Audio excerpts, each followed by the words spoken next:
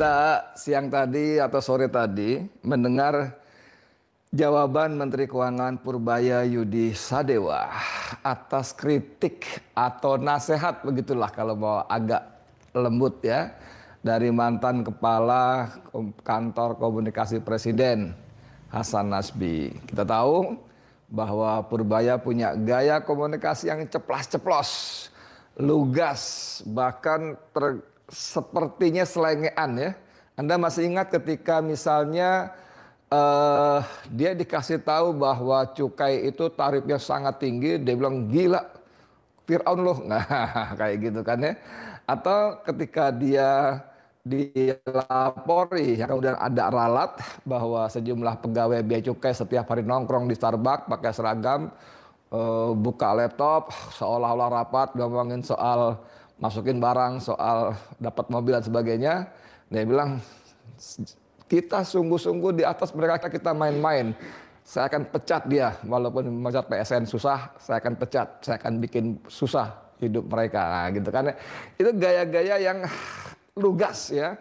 Dia tidak ingin memakai bahasa yang seolah-olah halus segala macam sehingga mengabaikan substansi persoalan. Nah, ketika Hasan Nasbi mengkritik Purbaya dengan dalih bahwa gaya komunikasinya yang baku tikam, kata dia di depan umum, maka dia suka mengatakan kalau mau baku tikam, kritik segala macam di dalam sajalah, nggak usah di luar jadi konsumsi publik lewat press conference atau lewat media sosial. Itu membuat soliditas pemerintah melemah, kata dia gitu ya. Kepercayaan masyarakat melemah. Nah, Purbaya punya gaya lagi ya. Saya sebetulnya tidak begitu sepakat Purbaya membantah, meladeni Hasan Nasbi yang bukan siapa-siapa. Beda kelas ya. Karena begitu Hasan Nasbi ngomong seperti itu, kita buka media sosial khususnya Twitter, X ya. Wah, Hasan Nasbi dirujak ya.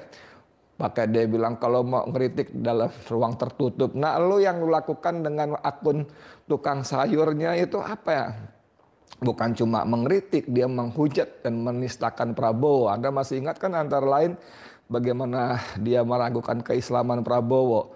Sampai dengan mengatakan, saya yakin 100% Prabowo lahir tidak diazanin. Wah kan, padahal mengazankan anak lahir dalam Islam itu semacam kesepakatan itu sesuatu yang semestinya. Walaupun secara fikih, substansis boleh saja kita ada ikhtilaf ya, perbedaan pendapat ulama. Tapi hampir semua masyarakat Islam sepakat bahwa itu semacam minimal identitas lah, minimalnya minimal identitas. Jadi dengan mengatakan saya yakin 100% Prabowo lahir tidak diazani, ini sudah stempel ya, sudah menyebut bahwa Prabowo bukan Muslim kan begitu. Nah, banyak kutipan cuitan dia di akun media sosial, rekam jejak digital dia yang masa silam itu sungguh-sungguh jahat mulutnya. Bukan cuma mengkritik tapi menistakan. Bukan cuma menghujat tapi sudah menghina, dan itu dilakukan di tempat yang sangat-sangat terbuka.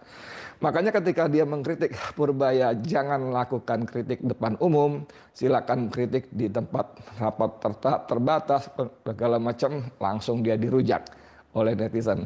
Karenanya dalam konteks ini teman-teman sekalian, saya merasa sebetulnya Purbaya tidak perlu menanggapi ya. Pertama, beda level, beda kelas ya.